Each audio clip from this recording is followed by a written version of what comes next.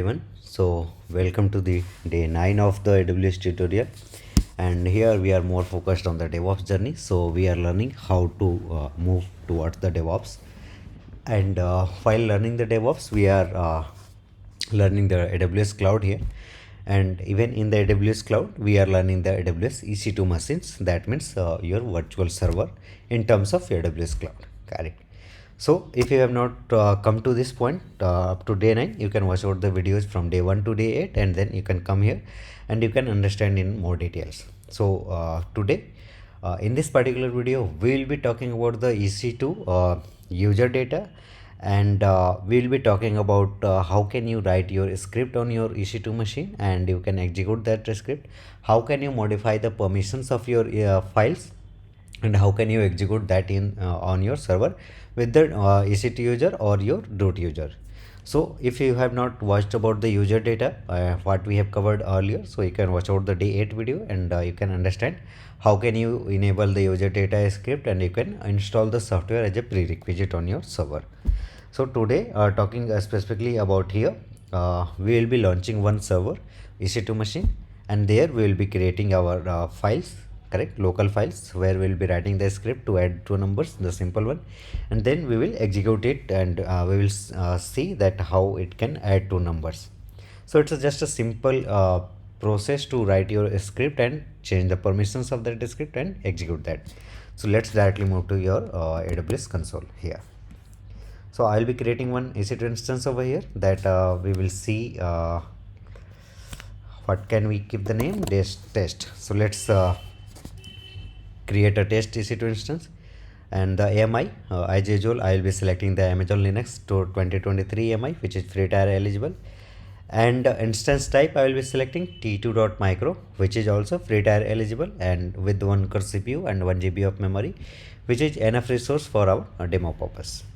Key pair, if you have not created before and if you have not watched out the video like how to create key pair, you can watch out other video, or simply you can click on the create key pair, and whatever the name you have to pass, you can pass that name and you can create your key pair. To know in details, you can watch out the other videos which are available on the same channel. Here I will be selecting the one which I do have already. In the network configuration I will be going with the your default VPC, and for the subnet, out of these three subnets which are available in the VPC in three different availability zone, I will be selecting AP South 1A, which is my preferred one, AP South 1A. For public IP address I will enable because I have to use this public IP address. If I want, I can install any software, I can make the communication with the internet. So I will be selecting the auto assign public IP as yes, that means enable one. Security group, if you want to create, you can write down the name, you can add the different inbound rules, SSH, HTTP, or any other protocols, whatever you want out of these, but I will go with the existing one because I do have already created. And how to launch your first EC2 instance, if you have not watched the video, you can watch out the same one, correct, which is available on the channel. And then we are not going with the advanced details because user data we have already covered in our earlier video.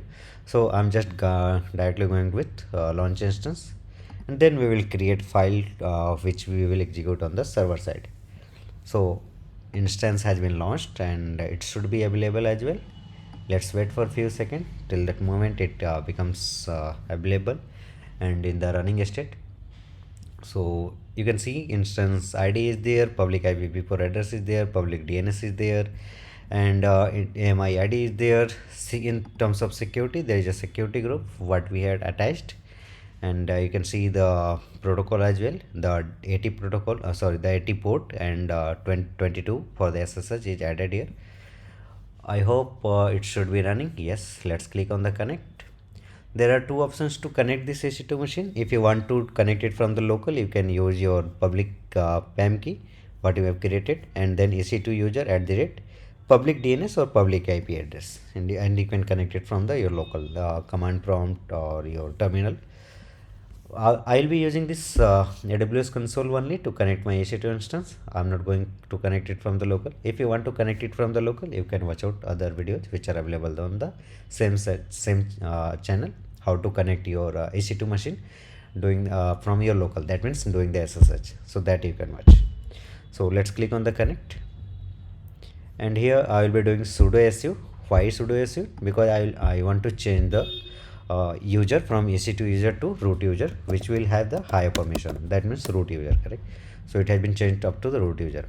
Here I will be creating one file. So to create file on the Linux server, you can use the touch command and you can pass any file name with your extension of the file, and that it will create a 0-byte file. But if you want to directly get in the file with the edit kind of thing, that's notepad kind of thing, you will directly go with the vi and then file name, whatever the file name you want to give. So I will be giving sum.sh. Why sh? Because I want to create a shell script here. So for the bash shell script, I'll be using the .sh extension. So vi sum.sh, file or notepad kind of thing is open. Here you see there is nothing to write down, correct? So to get the insert mode, that means the edit mode, I will be clicking on the shift and then I button. So it will change to insert mode. Here I can write anything, whatever I want. So I will start writing my shell script. So to start your shell script, this is the initial command, or this is the initial syntax for the shell script. Hashtag and then your exclamation mark and then /bin/bash.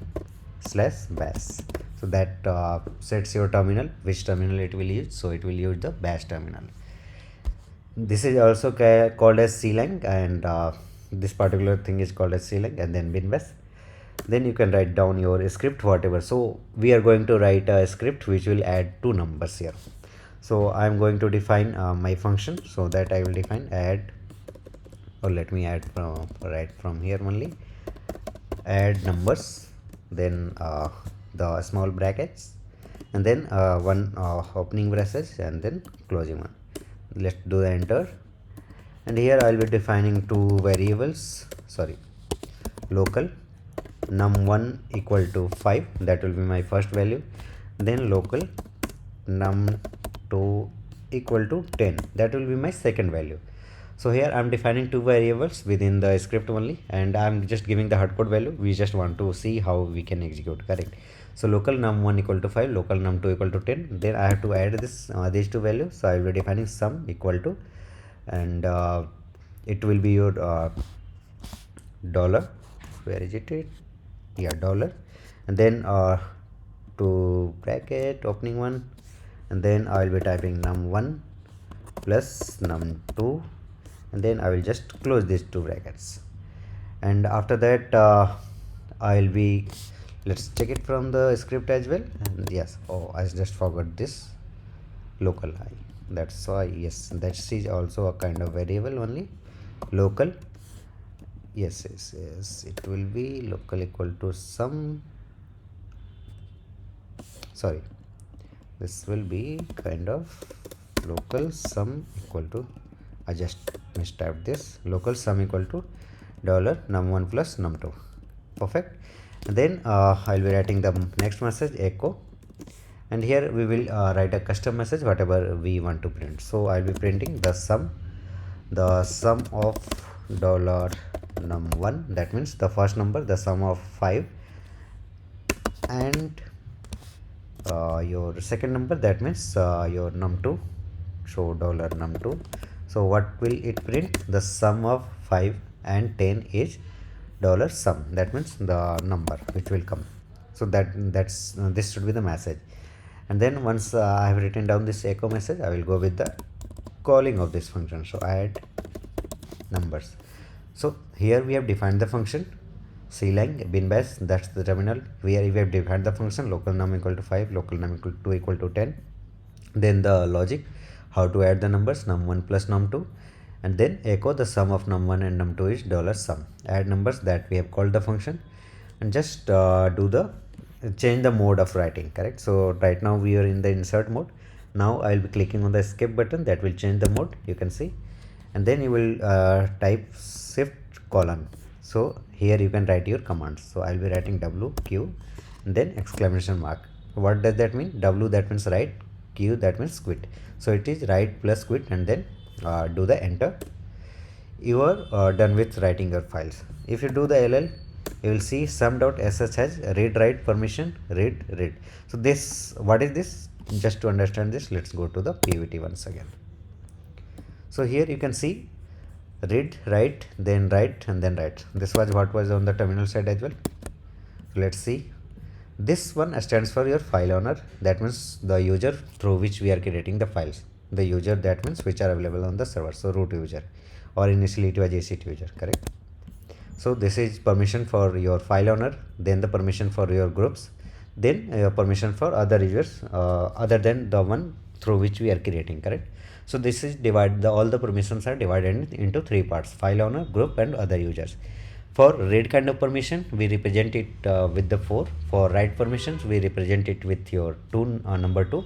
And for execute permission, we represent it with 1. So if to the file owner, if I have to give the complete permission, read, write, and execute, I will add these three numbers, 4 plus 2 plus 1, and I will mark it as 7. If I have to give all the permissions to all file owners, to all groups, to all other users, I will give 777 for all these three. So I will give chmod 777 to everyone. So let's do the chmod 777 sum.sh, and if you do the ll now, ll, that means list down your files. Read, write, execute for everyone, to file owner, to group, to other users as well. Now to execute this script, you will go with dot / because we are on the same directory where my file exists. So dot / and then the file name sum.sh. You will see the message, the sum of 5 and 10 is 15. Okay. So what was the content of the file? It was bin bash add numbers, num1 equal to 5, num2 equal to 10, and then logic to add the number, and then we had printed the message that sum of num1 and num2 is $sum. So it has printed the message, the sum of 5 and 10 is 15, correct? So this is how you can write your first script on your EC2 instance. You can change the permission for that particular file, either read, write, your any execute permissions, and then you can just to execute that, you can you can execute this command /, and then sum.sh. If it has something some other paths, you can just do the pwd, that will show you the directory, the home EC2 user, and then you can type your commands, and that will, you can give the full path rather than just passing dot /, you can give the full path and then your file name. That will also execute your script. So in this particular video, I just wanted to explain about how you can write your script, how you can execute that script, and you can see the output as well. In the next video, we will be talking about launch template and other auto scaling groups and other details as well. So stay tuned with the videos and the channel, subscribe to the channel, and we will meet in the next video. So till the time, thank you, bye bye.